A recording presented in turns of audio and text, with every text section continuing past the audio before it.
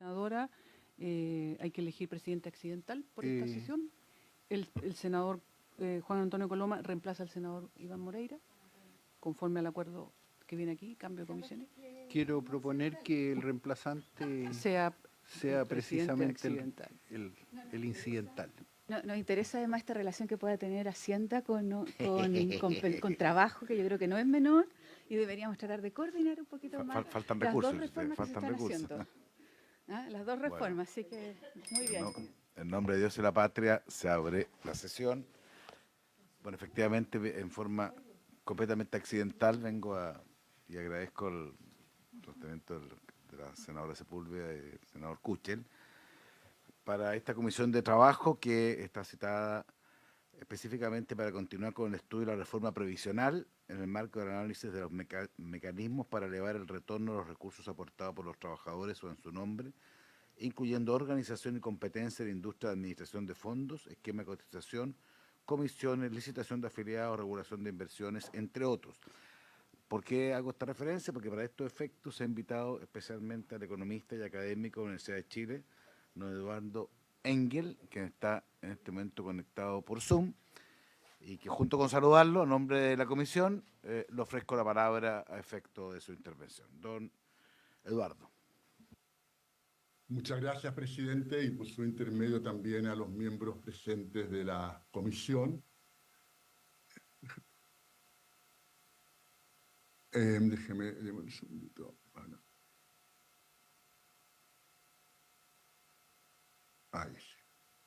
Ahí está justamente la invitación que recibí y en que aparece el tema que se me invita a presentar y que es un tema importante en lo que es la reforma previsional, pero no todo, y también el tiempo que se me da de 20 minutos, voy a tratar de ser riguroso con eso por respeto al tiempo de los honorables senadoras y senadores. Partamos con un diagnóstico. Y el diagnóstico, voy a argumentar, es que falta competencia en los proveedores de pensiones. Los datos para sustentar esto son los siguientes. En primer lugar, los retornos altos que han tenido la AFP. La manera habitual de medir esto es el ROE, que es el retorno sobre patrimonio, y el retorno promedio en el periodo 2004-2022 es superior al 20%, que es un retorno alto. De hecho, en los últimos 2 años hay varias AFP, este retorno varía mucho de AFP de una a otra, y hay varias que durante mucho tiempo, pero también en los últimos 2 años, tienen retornos superiores a 30%, 4 de ellas. También hay una heterogeneidad importante en las comisiones que cobran sobre salarios, que pagamos todos los meses nuestro sueldo, que van desde un 1,44% en el caso de las 2 AFP que cobran más, hasta un 0,49%. Habitualmente en este tipo de mercados no hay diferencias tan grandes, y cuando hay diferencias tan grandes suele ser un indicador de que falta competencia. Vamos a explicar después por qué. Y también hay una heterogeneidad muy grande, inusual, diría yo, en los costos medios, que fue algo que mencionó y dio evidencia Salvador Valdés hace una semana o 2 semanas en su presentación, así que no voy a ahondar en eso. Finalmente, otra forma de medir esto es ver cuánto pagan comisiones los usuarios de sistemas similares de otros países. Y ahí estoy tomando una de las fuentes estándar para hacer estas comparaciones de la OECD, la OCDE, en que Chile aparece ahí marcado en amarillo.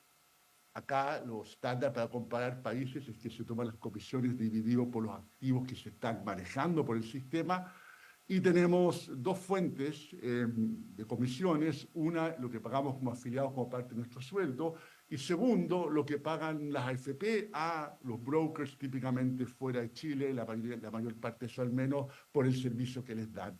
Y la primera es 0,6% y la segunda 0,3%. Y si ustedes miran entonces acá en esta comparación de los 14 países que tienen este tipo de sistemas dentro de la OCDE o de los G20, hay 10 países que tienen comisiones más bajas que Chile, incluyendo varios de América Latina, de hecho.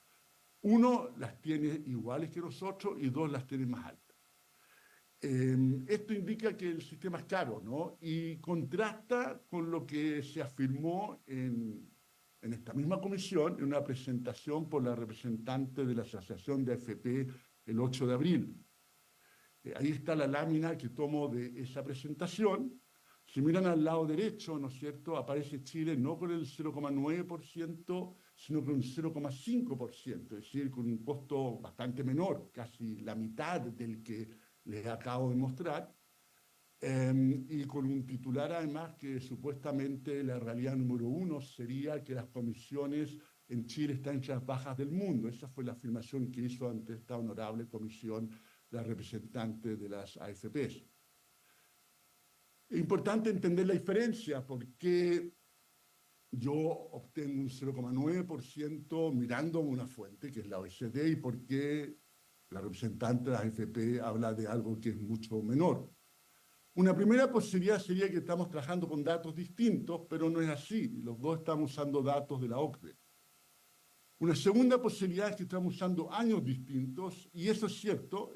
La representante de la AFP usó el 2021, yo estoy usando el 2023. Lo habitual es usar los datos más recientes, pero aún si corregimos por eso, sigue habiendo una diferencia, porque ahora los datos serían 0,8 versus 0,5. Es decir, sigue siendo que, aún tomando los mismos datos que usó la representante de la AFP, a mi juicio eso no es lo habitual, sigue habiendo un costo más alto en los datos que lo que ella reportó frente a esta comisión. Y entonces el tema está en que ella no está contabilizando todos los costos. Si volvemos atrás acá, está tomando solamente la primera columna de otro año, que le da 0,5, pero no todos los costos. Lo habitual al hacer este tipo de comparaciones es tomar todos los costos, no solamente una de las columnas reportadas en la tabla. Así que tenemos entonces que los costos son altos y que la información que ustedes recibieron previamente, a mi juicio, no era la correcta. Esto vale no solamente para este primer tema de costos, sino que en la misma presentación de las AFP, de la Asociación de AFP, para ser más precisos, también se incluye otra tabla que también me llamó la atención. En esta tabla, ¿no es cierto?, se dice que las AFPs han sido eficientes, y para dar evidencia, para sustentar esa afirmación, se dice que por años el sistema AFP ha estado dentro de los top 10 en eficiencia. Está bien chiquitito ahí abajo, pero ahí está la fuente. Y acá, si ustedes miran, ahí aparece algo que sería motivo de orgullo para nosotros. Chile en el lugar número 8, ¿no es cierto?, mejor que países que en muchas dimensiones son ejemplos para nosotros, qué sé yo, está Noruega, ahí está Dinamarca, está Finlandia, que lo harían peor que nosotros. Entonces llama la atención y fui a la fuente, que aparece ahí chiquitita, y me lleva una sorpresa. La fuente no es un indicador de eficiencia de costos o de costos, es una fuente que habla de transparencia en los sistemas de pensiones. Pero la sorpresa siguió creciendo, si ustedes quieren, porque no solamente un indicador que mira transparencia, sino que el número total de países son 15. Es decir, entre 15 países está el número 8, no es obvio que sea tan bueno, pero luego fue de que en realidad acá hay 4 indicadores que mide esta fuente, no uno. El que decidió la representante de la AFP seleccionar en su presentación, en que estamos en 8 de 15, pero los otros 3 indicadores, uno de la calidad de la gobernanza de nuestro sistema de pensiones, otro que es la performance y finalmente en qué medida hay inversión responsable, estamos en los lugares 10, 14 y 15 de un total de 15 países. El indicador que toma esta fuente representativa ponderando esos 4 subindicadores nos deja en lugar 13 de 15. Entonces tenemos que hay acá una presentación selectiva de la fuente y además hablando de eficiencia cuando en realidad no tiene nada que ver con costos. Y por lo tanto, lo reitero entonces, la información que estoy dando hoy día creo es la correcta, que tenemos un sistema en que hay evidencia de que es caro y las utilidades de empresas son muy altas. La pregunta es, ¿por qué? ¿Por qué la competencia no funciona hoy en día y durante todo el tiempo que llevamos en nuestro sistema de pensiones? Para que la competencia funcione en una industria como la AFP, y esto vale mucho más en general, se requiere que las personas reaccionen a diferencias de los precios que enfrentan, en este caso, de las comisiones que pagamos a las administradoras. Y la evidencia es contundente de que no reaccionamos. La mayoría de las personas no se cambia nunca de AFP. Esto no es un problema nuestro, es un problema mundial, es parte de la naturaleza humana y hay que trabajar con eso. En el mundo de la economía, ¿no es cierto?, esto es uno de esos fenómenos que uno explica con la economía del comportamiento, una subdisciplina de economía que ha tenido un gran desarrollo en los últimos 25 años. Ya han tenido hasta economistas que obtuvieron el premio Nobel de Economía por sus contribuciones en esta área. Murió hace poco Daniel Kahneman, que es la persona que lo obtuvo. Y lo que esto documenta de manera muy, muy convincente es que postergamos decisiones que requieren entender cosas complejas y en que quedarnos con el status quo no nos produce un daño evidente de inmediato. Es decir, la diferencia entre cuando elijo mi AFP y cuando voy todos los domingos a comprar empanadas para el almuerzo, es que si las empanadas son de mala calidad me doy cuenta el domingo mientras almuerzo y la familia se me queja y el próximo fin de semana voy a comprar a otro lado. En cambio, con la AFP, el tener una decisión que no me conviene, que estoy pagando demasiado, yo veo el impacto de eso décadas después cuando me jubile y ya es demasiado tarde. Y por lo tanto hay una diferencia fundamental acá en que tenemos una gran cantidad de inercia. Este sesgo hacia el status quo, una palabra para resumirlo, es que hay gran inercia, nos quedamos en nuestra AFP y no estamos revisando los criterios para eventualmente cambiarnos respondiendo, por ejemplo, a una comisión más baja o a una rentabilidad más alta en la medida en que ésta fuera persistente en el tiempo. Consecuencia de la inercia. Primero, lleva barreras de entrada. ¿Quién va a querer entrar al negocio de AFP, ¿no es cierto?, si es que va a ofrecer mejores precios y nadie le va a hacer caso porque nadie se va a cambiar? No entra nadie.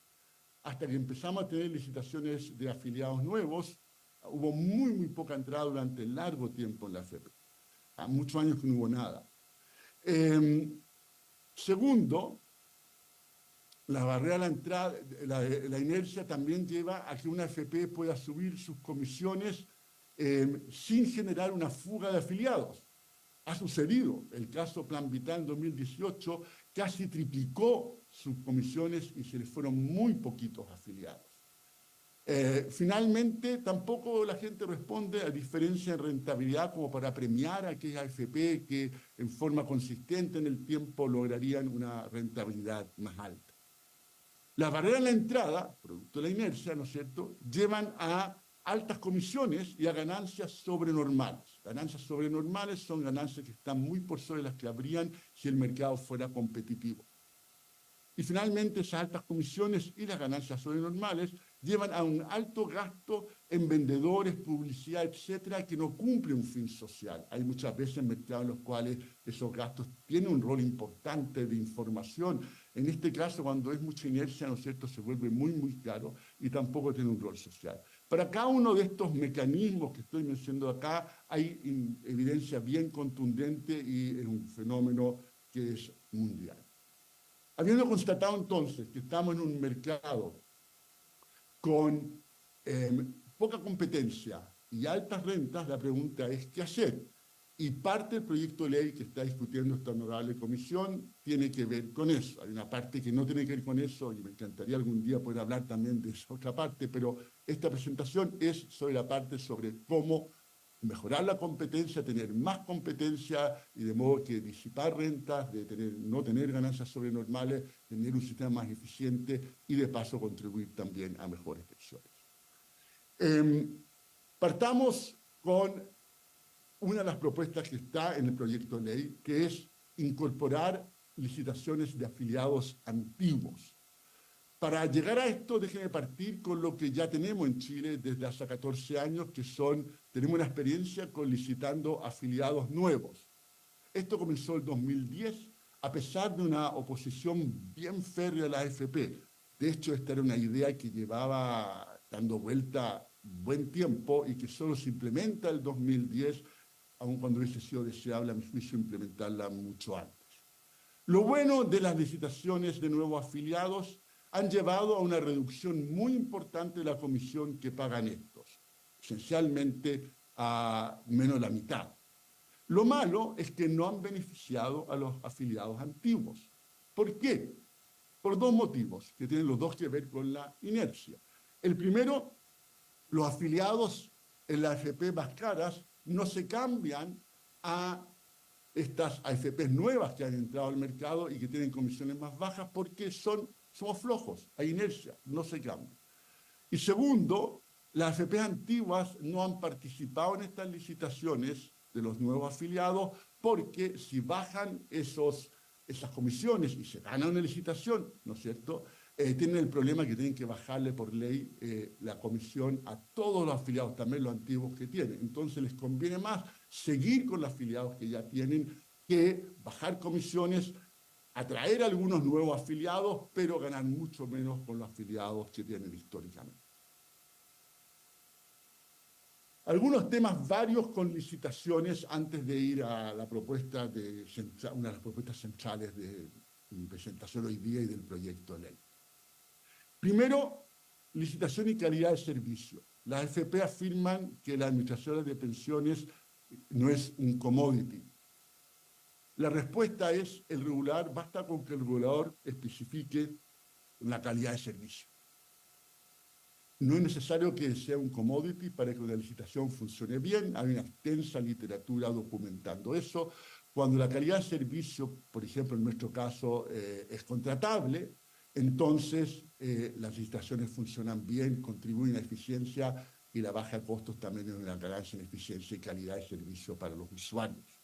Entonces, este primer tema es el tema commodity. Lo relevante es calidad de servicio contratable y en el caso de los servicios que dan las AFP se puede contratar, se puede describir eso y hacerlo contratable, es decir, incluirlo en las regulaciones que se indican en el contrato.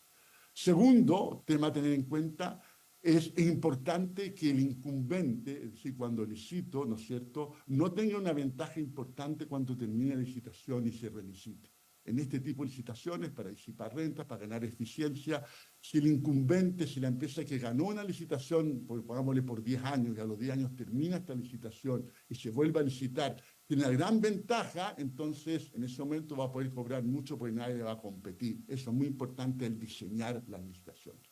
Y tercer tema acá es la libertad de elección. Las AFP también argumentan que licitar limita esa libertad de elección. Ahí mi respuesta, no mía, creo que de mucha gente, es el ahorro previsional, ¿no es cierto?, es obligatorio. No existe la libertad de elegir no ahorrar porque es como funcionan los sistemas de seguridad social. Acá no es libre. Y por lo tanto, una vez que el Estado obliga a todos los chilenos y chilenas que trabajamos a ahorrar para nuestra vejez, es, a mi juicio, responsable también el Estado de diseñar un sistema en el cual no existan retornos sobrenormales, no existan rentas y por lo tanto exista competencia y eficiencia. Es decir, esto no cae dentro de la discusión de libertad para elegir porque el punto de partida es un sistema en que el ahorro es obligatorio y no está esa libertad presente, a mi juicio por buenos motivos, pero eso es como funciona el mundo desde que Bismarck pensó en esto hace un siglo y medio. Bien. Elemento ahora para diseñar la licitación de afiliados antiguos, ¿no es cierto? Acá el tema es, la propuesta es, incluyamos licitaciones de afiliados antiguos para que estos también se beneficien de las ventajas de licitaciones competitivas que ya hemos visto para los nuevos afiliados durante los últimos 14 años. ¿Okay? Algunas ideas al momento de hacer esto. Una primera, proteger a los afiliados de las consecuencias de su inercia en todo momento. Hay muchas formas de hacerlo, ilustro con una. Suponga que cada 2 años se licita el 20% de los afiliados, de modo que en un periodo de 10 años le va a tocar a cada uno ser licitado, y estas licitaciones duran 10 años. Entonces, cuando durante 10 años yo afiliado tengo una comisión que fue competitiva y por lo tanto con un buen diseño va a ser baja. Y termina esos 10 años y me vuelven a licitar. Es si en todo momento me hacen la pega, dado que yo tengo inercia, me hacen la pega de elegir competitivamente por mí, y obviamente siempre está la posibilidad que yo me cambie, y que nadie me está obligando a tomar esa oferta, pero al hacer una licitación competitiva uno incorpora todas las ventajas que tienen los mercados cuando hay competencia. Así, por ejemplo, no podría haber sucedido lo que hizo Plan Vital. Plan Vital puso una oferta de una comisión muy competitiva, ganó, el diseño lo obligaba solamente a mantener eso por 2 años, después de 2 años los afiliados, no sé, Plan Vital podía subir esa comisión, la subió a casi el triple, y los afiliados se mantuvieron por el problema de inercia que ya hemos descrito. Segundo, que los paquetes afiliados sean homogéneos. Ahí lo más fácil es determinar por los últimos dígitos del RUT. Si vamos a licitar cada 2 años el 20%, cada 2 años 2 dígitos finales del RUT elegidos al azar por algún sorteo en televisión, es una forma de hacerlo. Tercero, que el diseño de estas licitaciones no haga atractivo estrategias de no agresión entre AFPs. Acá siempre el temor es colusiones implícitas. Las explícitas obviamente las castiga la Fiscalía Nacional Económica, pero las implícitas son mucho más difíciles de castigar y además que muchas veces no son ilegales, y es importante entonces de tener en cuenta eso en el momento de diseñar. Y finalmente yo dejaría el diseño de esta licitación, en que los detalles importan, a una comisión técnica que acompañe el proceso durante la transición. Durante los primeros años que van a haber varias de estas licitaciones, va a haber un proceso de aprendizaje para que los detalles queden muy bien y por lo tanto esto funcione debidamente. Entonces, la primera idea es licitaciones para los afiliados antiguos, y creo que es una muy buena idea que debiera reducir las comisiones significativamente, orden de magnitud a la mitad. Segundo tema, fondos generacionales. Este es un tema que se ha discutido mucho menos en los medios. No sé si en las comisiones yo miré varias presentaciones y vi muy poquito de esto. Vi un poco por ahí, pero muy, muy poco. Y que me parece muy valioso e interesante también en la línea de mejorar la rentabilidad y tener un sistema que funcione mejor. ¿En qué consisten?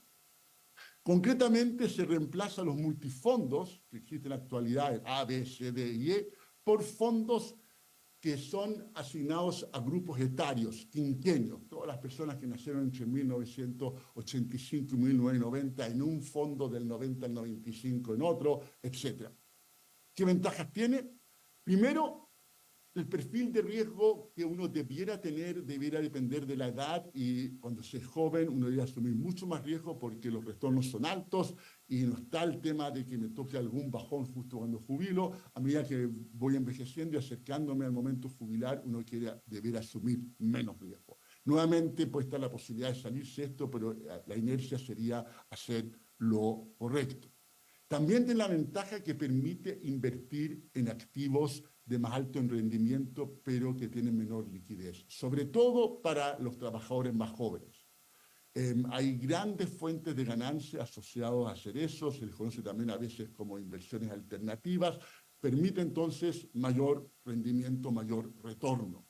En tercer lugar, este tipo de lógica tras los fondos generacionales permite centrar la atención de los afiliados cuando ponen atención a estos temas, no en las rentabilidades, sino en cuál va a ser su pensión. Hay experiencias interesantes en años recientes con esto en Reino Unido y México. Hubo presentaciones en Chile que hicieron expertos de esos países y que sugieren que ese cambio de mentalidad también es muy atractivo respecto a que lo que realmente importa al final, ¿no es cierto?, es centrarme en las pensiones y no en rentabilidades de corto plazo, que a veces esas fluctuaciones de mercado realmente no tienen la información más relevante sobre cuál va a ser mi pensión. Y finalmente, es importante que si se toma este camino, que lo recomiendo entusiastamente también, se requiere fortalecer aún más el regulador de pensiones. Estos fondos, estos tipos de activos son más complejos, es importante el monitoreo correspondiente y en esa línea seguir fortaleciéndolo va a ser algo que sería deseable. Tercera idea que está en el proyecto de ley relacionado con el tema competencia es separación de la industria. La propuesta es separar los servicios de soporte que se dan el informar las cartolas, el dar atención al público, etcétera, con los servicios de inversión. La idea sería tener un solo proveedor del servicio soporte licitado competitivamente a un ente privado y luego tener un gran número de inversores, dado que facilitaría el ingreso a nuevas empresas porque no tienen ese costo fijo alto de dar los servicios soporte. Ok. Argumento a favor. Reduce los costos en equipos de venta y publicidad. Mirando los datos de la FP acá, en un dato conservador que tengo acá, el ahorro es superior a los 100 millones de dólares anuales, que es una cifra apreciada. Segundo, hay mayor competencia entre inversores, por lo que ya expliqué, no se requiere tener el servicio de soporte, que es un costo fijo alto a la entrada, y por lo tanto, mientras menos costo fijo hay más competencia en cualquier mercado, incluyendo este. Hay evidencia, yo diría que este es un tema en que no he visto el estudio definitivo, pero sí evidencia sugerente de que las economías de escala podrían alcanzarse bastante antes de los millones de afiliados que tenemos. Si eso se confirma, y creo que es probable que sea así, digamos, uno también podría licitar estos servicios en forma regular y tener varias licitaciones, no solo un paquete. Eso tendría la ventaja de evitar el riesgo que si tengo una sola empresa que provee el servicio de soporte, ¿no es cierto?, está el riesgo que al relicitar nadie le quiera competir porque esta empresa durante los 10 años que tuvo ese servicio puede haber acumulado ciertas ventajas grandes al momento de relicitar. Algunas ideas que no me convencen y que tienen que ver con el tema que nos convoca en esta presentación. Primero, 2 ideas que están en el proyecto y después 2 ideas que no están. Las 2 que están, los autopréstamos, son contrarios a la lógica de un sistema de pensiones, que es el ahorro obligatorio. Y segundo, va a ser difícil, si se aprueba, resistir incrementos en el futuro. Es un típico tema que si se hace ahora, ¿por qué no más en el futuro? Todo el tema, recordemos, de tener un sistema previsional es ahorro obligatorio porque no ahorramos lo suficiente sin ser obligados a hacerlo. Y segundo está el tema que también está el proyecto de ampliar la PGU para el decil de más altos ingresos. Es muy caro, se va de la plata que va a aumentar la PGU para los primeros 9 deciles, es casi lo mismo, un poquito más nomás que lo que se va para que el decil más rico reciba la PGU. En el futuro, en algún momento, creo que es algo que debamos hacer, pero creo que no es el momento, dados los desafíos que tenemos como país y las falta de recursos fiscales. Y 2 ideas que se han comentado en la discusión pública, aun cuando no están en el proyecto de ley, pero que igual quiero mencionar. La primera es el seguro de longevidad, creo que es algo riesgoso y regresivo. Riesgoso porque tiene un diseño complicado de los activos correspondientes, que no me quedan claro que va a funcionar, y regresivo porque esencialmente favorece a las personas que van a vivir más tiempo, y eso correlaciona desgraciadamente con el nivel socioeconómico que tienen las personas. Y finalmente la idea de la AFP estatal y competencia en la industria, que meterme en ese tema, no el tema de la AFP estatal en general, ¿no es cierto? A mí me complica la idea de que el rol del Estado en seguridad empiece a interactuar competir con privados. Yo creo que el rol del Estado en seguridad social no es estar compitiendo con empresas privadas, es un rol complementario a ese, pero no es un rol que empieza a sustituir a empresas privadas. Si queremos aumentar el rol del Estado con la institucionalidad, está en la propuesta del gobierno tener un 3% que va a un fondo común. Eso podría ser administrado por una institución de gobierno, una gobernanza seria, con objetivos claros y misiones claras y rendiciones de cuentas, y podría ser sumamente valioso e interesante. Pero tener una AFP estatal compitiendo con las AFP privadas, yo creo que desvirtúa el rol del Estado en la seguridad social. Conclusión, entonces, bien cortita, el problema, evidencia contundente de altas comisiones, ganancias sobrenormales, falta de competencia, posibles soluciones se complementan estas, pero se pueden tomar unas sin otras, ojalá logren aprobarlas todas. La primera, licitaciones de afiliados antiguos, segundo, fondos generacionales, tercero, separación de la industria. Muchas gracias y quedo atento a las preguntas que puedan tener. Muchas gracias, don Eduardo. Ofrezco la palabra respecto de dudas, conclusiones, preguntas. A ver, yo voy a partir por una, si quiere, digamos, mientras reflexionan. Bien, hay harto tema, digamos, y agradezco la presentación, creo que está hecha en forma didáctica, particularmente para que no hemos estado permanentemente en la comisión, pero que nos abre harto espacio de reflexión. Mi duda respecto de uno de los temas que a mí me importa respecto de las comisiones, lo que usted plantea respecto del costo de las comisiones, que aparece con la comparación internacional como alto. ¿Hay alguna relación, usted logró hacer alguna relación entre el costo de la comisión y la rentabilidad de esa misma AFP en términos de poder entender, no sé, lo hago la pregunta, yo no estaba involucrado en el día a día de esta comisión, pero no sé si hay una relación entre una comisión más alta respecto a una rentabilidad más alta, cosa que podría tener un sentido más allá de la falta de elasticidad que plantea usted respecto de la permanencia de las comisiones, pero no sé si hay algún avance respecto de eso o no lo hay. Aprovecho la pregunta. No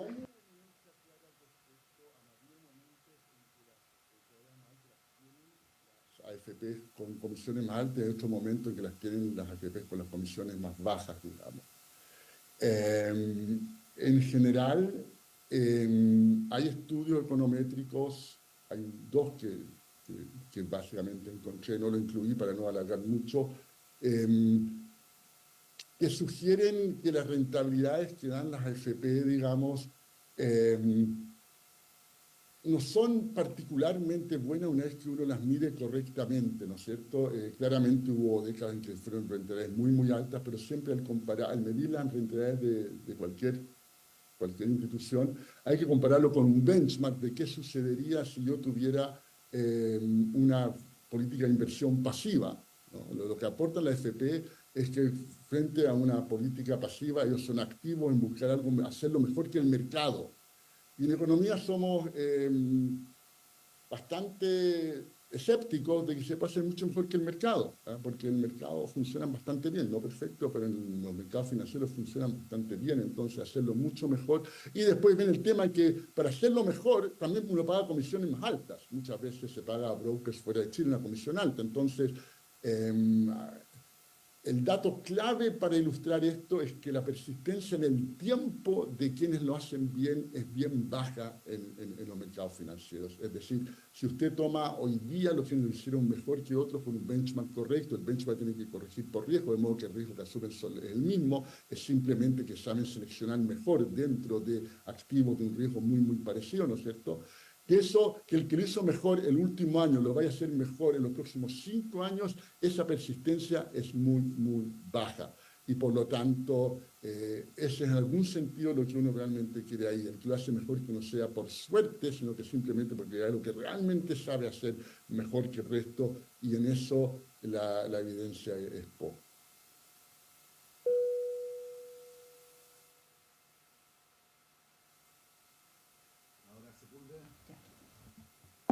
Muchas gracias, presidente. Bueno, saludar al profesor Engel, ¿no? Muchas gracias por esta exposición.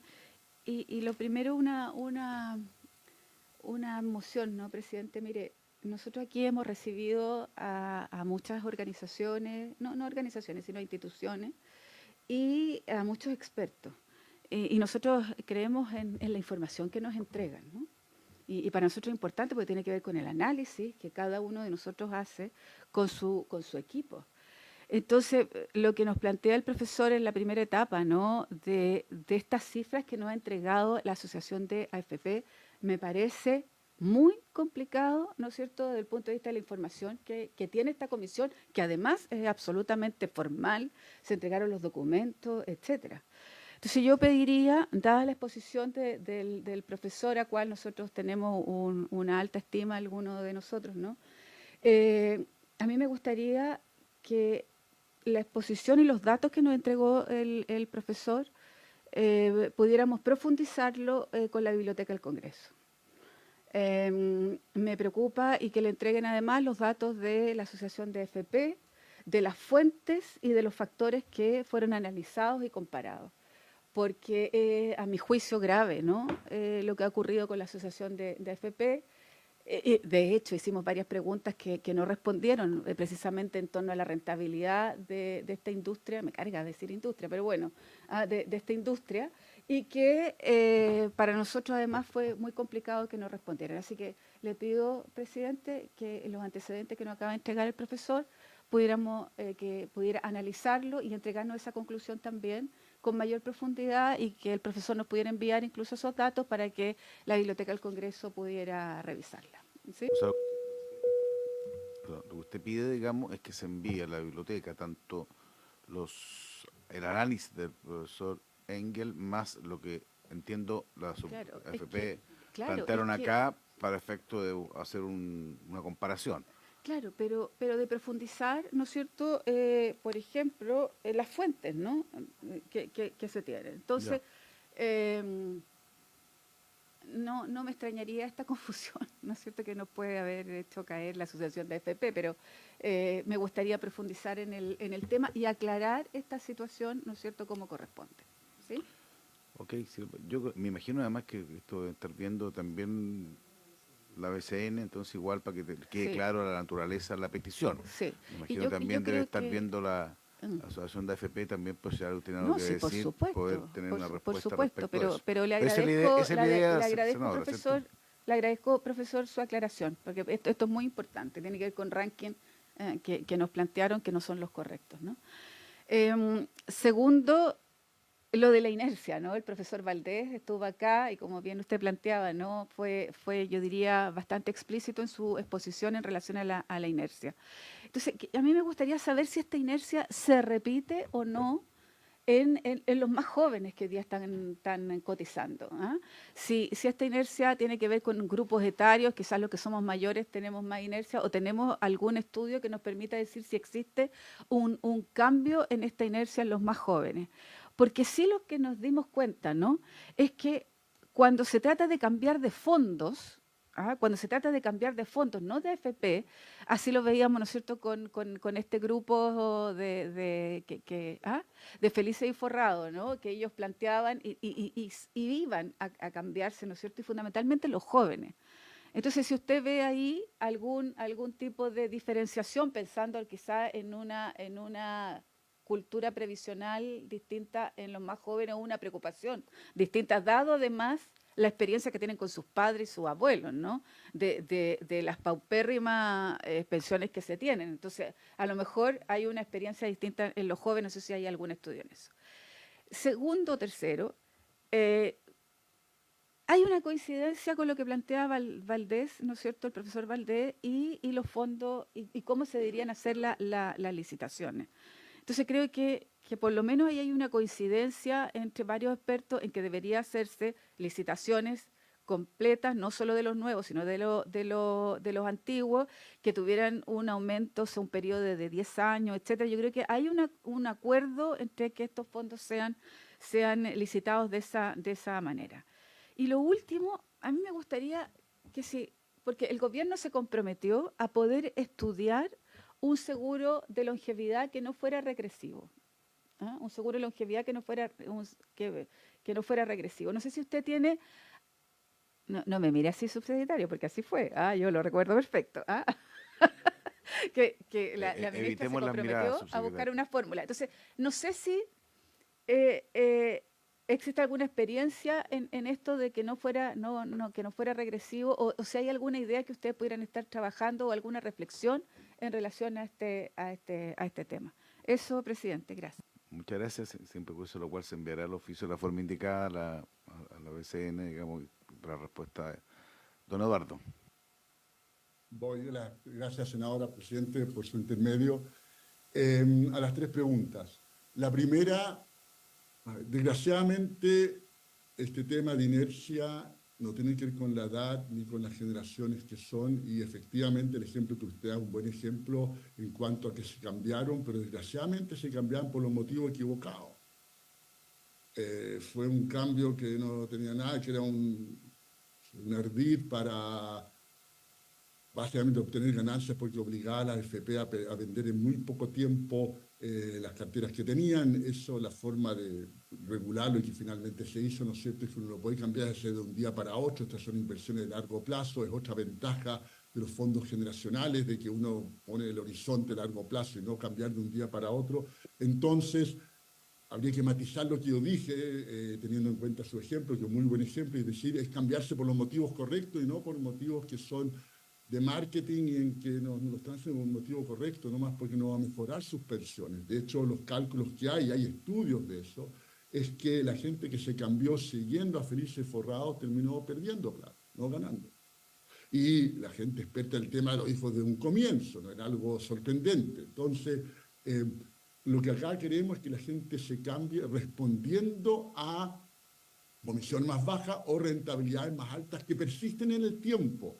El caso de las rentabilidades, el tema clave es la persistencia en el tiempo, que es donde está también el desafío, y no se observa ninguna de las dos cosas, ni en gente joven, ni en gente vieja, en todo el mundo. Es como parte de cómo somos nomás. Este es un tema que, claro, en nuestro país lleva más corto plazo, pero la capacidad de invertir y tener economías más sofisticadas en otros países lleva más décadas que donde nosotros, y tampoco funciona, desgraciadamente, porque sería la solución. Pero se ha tratado de hacer mucho educación financiera, yo un poquito, pero no está ni cerca de poder resolver lo que es el problema, digamos. El segundo tema yo comparto, yo vi la presentación de Salvador Valdés y efectivamente en la licitación de afiliados antiguos hay una conciencia bien amplia. Yo creo que en general entre economistas independientes de intereses en juego en esto, digamos, va a haber un entusiasmo muy grande con eso. La primera intuición del economista es licitar bien en este tipo de situación y está ahí. Y como también recalqué en mi presentación y lo hizo Salvador hace unos 10 días acá, es importante los detalles, hay que tener un acompañamiento al comienzo, hay un aprendizaje, creo que sería una muy, muy buena idea. Y respecto al seguro de longevidad, digamos, más allá de que no estuve presente de si hubo o no hubo promesa del Ejecutivo, no están totalmente de acuerdo, parece.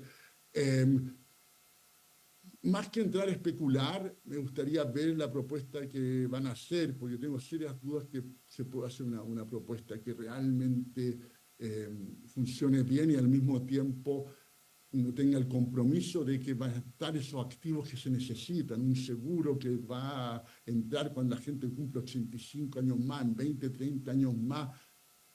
Es un nivel de sofisticación que no sé si va a funcionar. Y obviamente acá hay un riesgo grande, que esto políticamente es muy atractivo, porque subo las pensiones de inmediato y como que más adelante veremos cómo pagamos, digamos, ¿no? Yo creo que realmente el rol que vamos a tener en el mundo más académico va a ser realmente ser duros con que si van a hacer algo de ese tipo, que sea en serio y que no sea algo que es pan para hoy, pero una deuda escondida a futuro que van a tener que pagar nuestros hijos y nietos, y que eso no me parecería justo.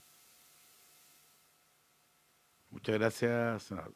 A continuación, el senador Kuchel, y después viene el senador Edwards. Gracias, presidente. Quiero también agradecer y no sé si felicitar también al profesor Engel, porque no, en el caso mío me motiva infinidad de preguntas y hay que elegir 2 o 3 aspectos, pero él tocó como 25. El primero de ellos, porque aquí se combina un poco el diseño de las políticas públicas, las alternativas que permite y después las alternativas que generan las asociaciones o los agentes y las alternativas que genera la libertad de las personas al elegir. Todo eso juega. Y en un ambiente o en un esquema de ahorro previsional obligatorio que tiene un impacto no solamente en el tema previsional, pero también en el caso en nuestra macroeconomía, porque es una de las fuentes principales de inversión y de profundidad del mercado de capitales, como lo ha dicho acá el ministro de Hacienda, y que quiere recuperar ese mercado de capitales que lo perdimos en parte esa profundidad por los retiros. Y como es ahorro obligatorio, aquí el profesor Engel nos dice que no existe la libertad de elegir no ahorrar. Entonces hay que diseñar efectivamente un sistema eficiente de pensiones donde las administradoras no obtengan rentas sobrenormales. Y si obtuvieran rentas sobrenormales, yo creo que el mercado debiera permitir que los mismos fondos previsionales o los fondos de otros inversionistas vayan a la adquisición de la propiedad de esas empresas que tienen rentas sobrenormales, pensando en un mercado un poquito más perfecto. Después, me gustaría un comentario que no lo tocó el profesor, pero yo creo que él tiene una idea del el tema demográfico. Los años de cotización versus los años de jubilación, cómo se financian, porque a veces yo veo que estamos con 30 años de trabajo financiando 30 años de jubilación eventualmente. Y después el impacto en la informalidad, porque nosotros estamos como detenidos en un cierto nivel de informalidad en el mercado del trabajo. Gracias, presidente. Y agradecer de nuevo al profesor. Muchas gracias, don Eduardo. A ver, yo tenía hasta una foto de la invitación que recibí porque limitó los temas que toqué, digamos, pero el senador Kuschel, a través de usted, señor presidente, plantea un tema muy importante, un tema clave, que es que vamos a tener que hacernos la idea de jubilar más tarde, todos y todas, ¿no? Esa afirmación creo que no es polémica, es obvia. Ahora, la pregunta es por qué no se hace ahora, y ahora viene mi respuesta, y eso sí es más opinable. Esto es una opinión, lo que viene, lo anterior creo que es un dato. Yo creo que esta reforma, que cruzo los dedos, ustedes lleguen a un buen acuerdo y avancemos de una vez por todas en este tema que lleva ya más de una década, es el primer paso para, una vez que esta reforma se aprueba en unos 4 o 5 años, con un sistema de pensiones legitimado ampliamente en la población, ir al tema políticamente muy impopular, que es decir, la gente que jubile más tarde, no de inmediato, sino que los que están más jóvenes, pero igual hemos visto cómo ha sido un tema de polémicas enormes en Francia, en otros países, en Estados Unidos no se aborda, pero yo creo que un paso previo es esta reforma pendiente, bien hecha, implementada, para ir a ese tema que es el gran tema pendiente, sin lugar a dudas. Y el tema de informalidad, digamos, efectivamente, nuevamente, no tiene que ver con el tema de hoy, pero lo que ustedes discutan en otros temas, siempre tener presente de tener cuidado con políticas que estimulan la informalidad y privilegiar a aquellas que la reducen. Y obviamente ustedes muchas veces tienen que equilibrar distintas cosas, ¿no? No existe la política que es perfecta en todas las dimensiones, pero sí tener siempre bien presente en todas las cosas que terminen aprobando en este proyecto de ley, qué sucede con informalidad y ojalá de que ninguna de estas políticas aumente la informalidad y más aún de que algunas propendan a reducirla, porque es un problema también importante que tenemos. Gracias, profesor. El senador Edwards. Gracias, presidente. También saludo al profesor y a los que nos acompañan, y le agradezco la presentación al profesor Engel. Primero, un par de preguntas cortas.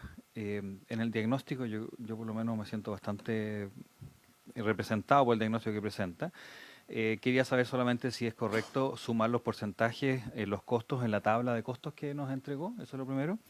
Lo segundo, utiliza para demostrar las ganancias sobrenormales el ROA. Quería saber si es que existen otras formas también de medirlo, perdón, el ROE y no el ROA, pueden haber otras formas para poder revisar esto. Esas son dos preguntas muy cortas y específicas. A mí no me queda claro, y esto es ya más de la política pública ahora, si sea mejor separar la industria o aumentar la competencia de la industria que hay. En lo personal siempre fui favorable a la separación de la industria. De hecho, lo incorporamos dentro del libro Ruta Republicana del Partido Republicano, la separación de la industria. Sin embargo, pero lo comento que por lo menos yo tengo una favorabilidad inicial, al menos de la separación de la industria. Lo que pasa es que la información que nos ha llegado durante la tramitación y bastante clara y parece que bastante consensuada, es que existen deseconomías de escala. Entonces, incluso acá veo que en la página 18 el mismo profesor dice que quizás podrían licitarse en varios organismos. Entonces, si vamos a licitar en varios organismos, quizás lo mejor es pensar en aumentar la competencia en la industria que hay, así reducir el riesgo, teniendo resultados que van a quizás potencialmente ser similares. Así que esa es la primera pregunta. Ahora, respecto de yo también soy muy favorable, si es que tomamos el camino de no separar la industria, digamos, y aumentar la competencia respecto a la licitación de carteras antiguas, o sea, de afiliados antiguos, porque creo que el tema de la inercia es evidente. Muchos de nosotros que sí conocemos el tema con mucha claridad de muchos años, no nos hemos cambiado a AFP y siendo la AFP súper cara. Entonces yo creo que esa inercia, incluso las personas que están relativamente cercanas a este mundo, o sea, o por lo menos a materia financiera, no lo hacen, así que es algo que es completamente evidente. Ahora, podría hacerse quizás para mantener la libertad de elección, simplemente que la persona pueda hacer un opt-out, simplemente salirse y que no se licite a esa persona específica y se queda en la AFP si quisiera o se cambia. Y con eso creo que la libertad de elección queda perfectamente resguardada. Respecto a otra alternativa que también podría hacerse para reducir los costos, algo dijo el profesor, es que al parecer los portfolio managers no agregan tanto valor porque es muy difícil ganar en el mercado. Entonces, una de las cosas que se le podría pedir a las administradoras es que tengan preferencia, de alguna forma, por fondos administrados de manera pasiva y no de manera activa, porque los fondos administrados de manera pasiva tienen costos que son del 0,3% versus 2% en la parte en la administración. Entonces, quizás, además de las licitaciones de carteras antiguas, se puede perfectamente pedir que los fondos, para eliminar todo este problema de la percepción de comisiones fantasma o de potenciales conflictos de interés, ¿no es cierto? Porque fondos que entregan, no sé, fondos en Singapur o en cualquier parte que nuestra industria no tiene capacidad de analizar, simplemente invitan a los portfolio managers, entonces se crea una preocupación de posible conflicto de interés, ¿no es cierto? Entonces, quizás, no sé si estaría de acuerdo con eso el profesor Engel, de tratar de incentivar a la industria que dentro de los fondos que tomen para los pensionados se utilicen más fondos de administración pasiva, que son mucho más baratos. Y lo último que quería preguntarle respecto a esta materia es que ayer en la presentación del señor Arrau nos comentaba que los activos ilíquidos pueden lograr mayores rentabilidades, pero necesitan largo plazo. Y no sé si eso puede ser quizás contrario a la idea de licitar cartera, si es que las carteras son muy grandes, porque deshacerse de esos activos ilíquidos igual es más difícil, lo obligaría, digamos, a los inversores a tener acciones líquidas. Entonces, quería preguntarle al profesor qué opinaba de eso. Por último, se hablaba que el seguro longevidad podría ser efectivamente regresivo y puede que así sea. Pero quería preguntarle, yo sé que esto es parte de, no exactamente lo que dijo, pero el profesor sabe mucho de estas materias.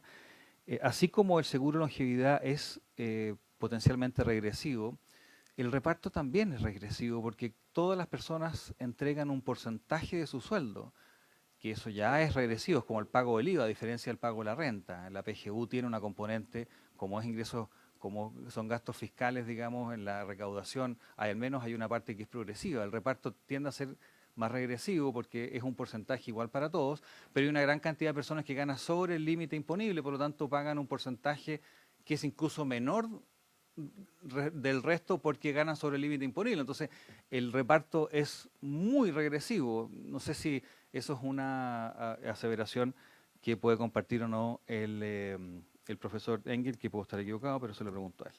Gracias, presidente. Gracias, senador. Don Eduardo. No, presidente. Harta pregunta. Ahora a través del suyo, presidente. Vamos una por una.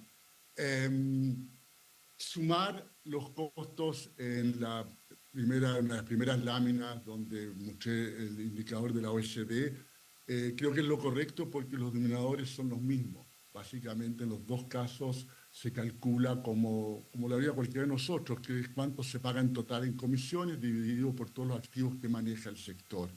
Entonces, si vamos a tomar los costos, hay que tomar todos los costos, digamos. Así que sí, es lo correcto Y el hecho que la OECD muestre por separado es porque quiere permitir este tipo de discusiones, para después de dónde somos caros, dónde somos baratos, cómo comparamos, pero creo que eso es totalmente estándar y no tendría no sería origen de ninguna polémica. Respecto al ROE, hay más indicadores. El estándar es el ROE, los otros indicadores dan la misma conclusión. No es de que en el ROE las AFP aparezcan mal, pero otros indicadores que se usan habitualmente aparecen bien. De hecho, hay otros que aparecen aún peor. El ROE donde aparecen relativamente menos mal, a mi juicio, los 3 o 4 que miré, pero también decidí tomar el más estándar, digamos, para no estar seleccionando algo que después pueda llevar a malentendidos, digamos.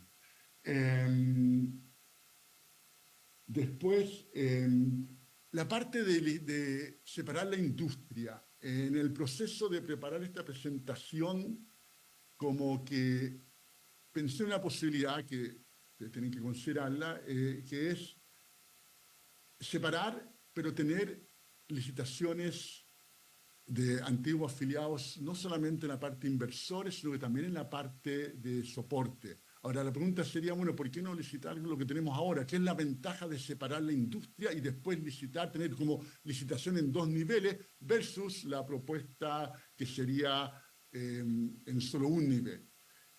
Yo creo que al tener licitaciones en los 2 niveles y tener varias, no lo que está en la propuesta de gobierno, que es tener solamente un proveedor de soporte grande, ¿no es cierto?, sino que varios ahí, es que hay ventajas en separar las 2 industrias, porque introduce mucho más competencia entre los inversores. Pues no tengo este costo fijo. Creo que eso tiene una ventaja grande y también resguarda lo que han sido los bemoles con las licitaciones competitivas en este sector, que es que ha habido, una vez sucedió con los nuevos afiliados, otra vez sucedió con la AFC, que no se presentó ninguna empresa.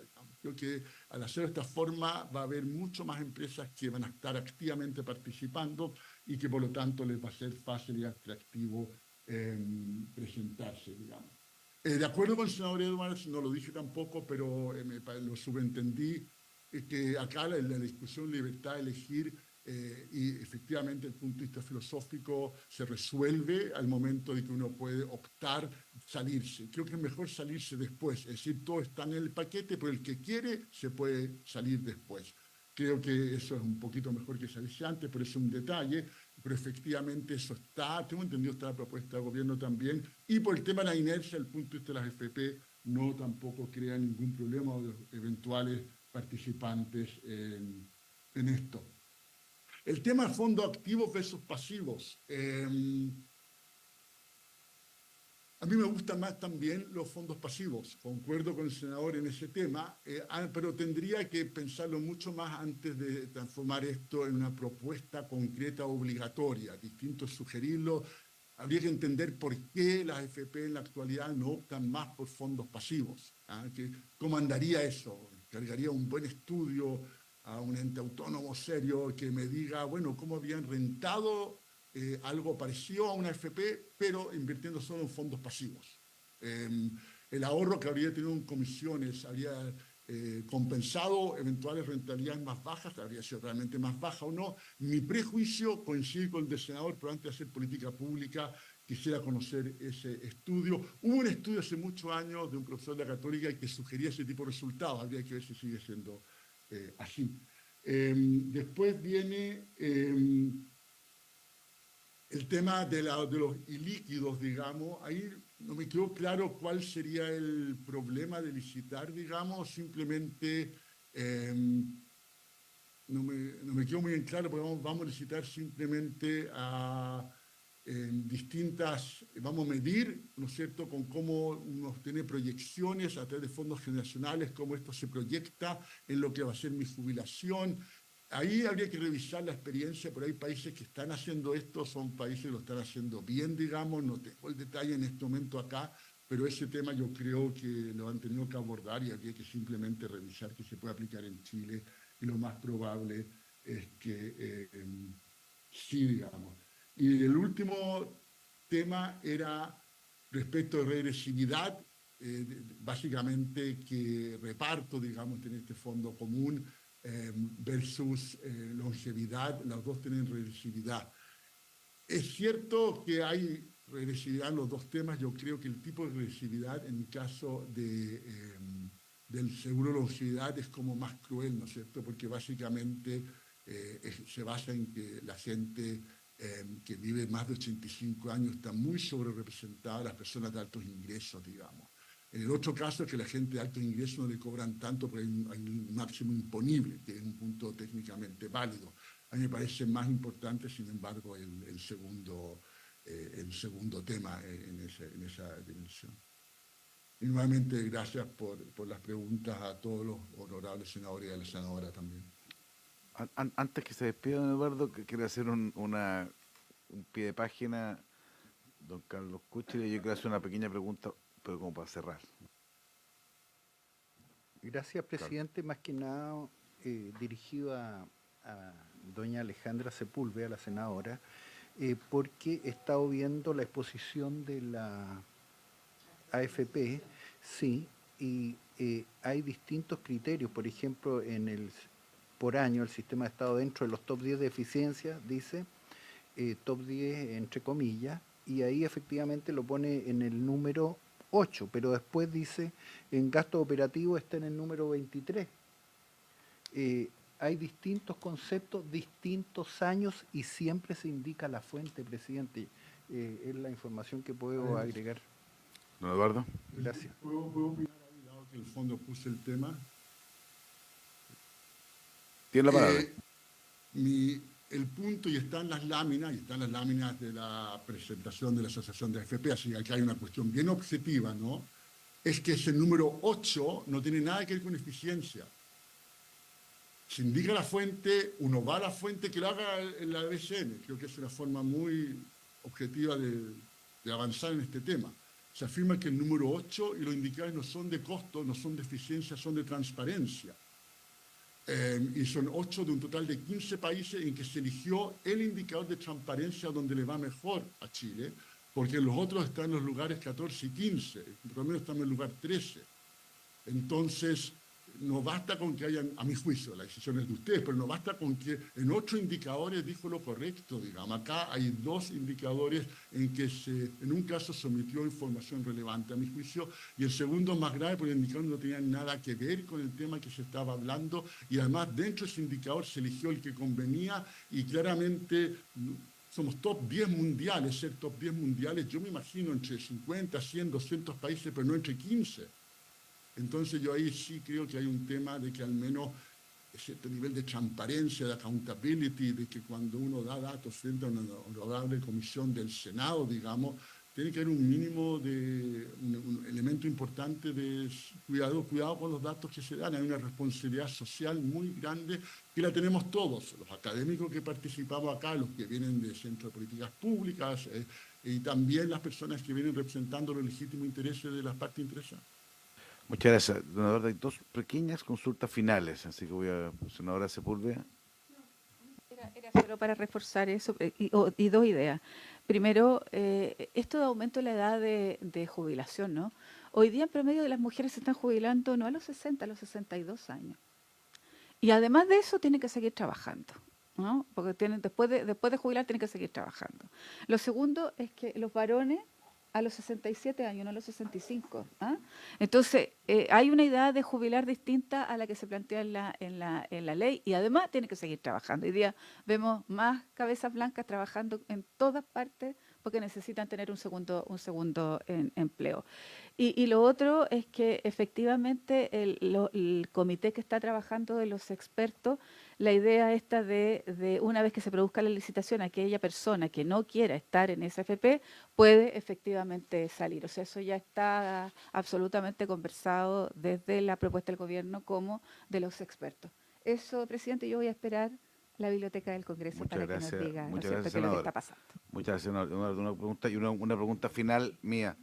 Yo vi con interés que usted no es partidario de que la AFP estatal, digamos, pero en el evento que resulte, porque eso es parte del proyecto, ¿qué medida gustaría usted para que exista igualdad de oportunidades entre oferentes y no se concentre todo en el Estado? Y además que no sabemos si esa AFP estatal va a tener una exigencia de rentabilidad también, que el modelo que no sabemos, pero como consulta general respecto de ante una eventual aprobación de esa idea del gobierno, ¿cómo lo haría usted para generar la igualdad de oportunidades respecto a las licitaciones que usted mismo plantea. A ver, me corrigen los senadores de la comisión, puedo estar equivocado, senador Coloma, el presidente, pero tengo entendido que la AFP estatal no es parte del proyecto, ¿no? Tiene razón, no es parte del proyecto, pero es lo que se ha estado discutiendo, así que disculpe, pero es como usted mismo se refirió porque es de Yo me las referí ideas porque circundantes. la AFP estatal yo creo que complica mucho con tener las licitaciones de antiguos afiliados, digamos. Yo creo que como conceptualmente, ¿no es cierto?, tener como que, no sé, los roles de privados y del Estado en un país que funciona bien y que es moderno se complementan y no se sustituyen de forma tan directa como que están compitiendo. Entonces esa es como la objeción que tengo. Como no está en el proyecto de ley, poner un escenario tan hipotético sin tener la propuesta concreta sobre la mesa, tampoco se me ocurre muy bien qué proponer, porque va a depender mucho de cómo se aterrice algo así. La FP estatal tiene un atractivo importante para mucha gente, pero creo que se imagina algo distinto a lo que realmente va a hacer. Déjame agregar que tampoco va a contribuir mucho en competencia, digamos, porque la FP estatal no resuelve el problema de la inercia de las personas, que es el que está detrás de todo esto. Entonces va a entrar una FP estatal, quizás algunos por motivos emocionales se van a afiliar a ella, pues la gente también va a ser floja en eso. Así que, pero como no está en el proyecto, no, es difícil dar opiniones constructivas sin conocer el detalle. La senadora Sepúlveda se sintió profundamente con ganas de participar respecto de esta... Es que como usted recién está, Moreira nos da la palabra a todos.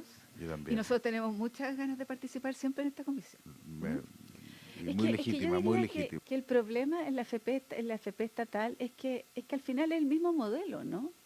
O sea, es la capitalización individual. ¿Ah? Y yo creo que la inercia, y quizás hablo en primera persona, ¿no? En esto, pero que la inercia es porque tú no ves diferencia. ¿Ah? No ves diferencia entre una y otra. Entonces, al final tú dices, bueno, la comisión es importante, sí, pero ¿te resuelve el problema de aumentar las pensiones? No. ¿Ah? No lo resuelve.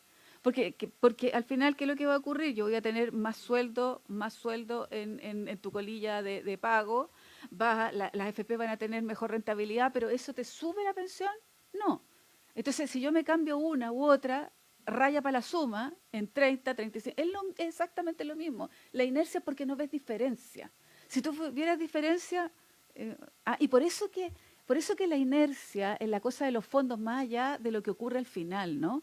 Que es lo que pasó con Felice y Forrado, es que las personas veían de alguna manera la posibilidad de aumentar la pensión, lo veían, indistintamente al largo plazo. No sé si me explico, ahí la inercia se rompía porque veía que existía algo, entendiendo que al final lo que ocurre en el fondo es que no había esa diferencia. Pero la inercia yo creo que la ciudadanía está porque no ve una diferencia entre un modelo y otro, porque todos son capitalización individual.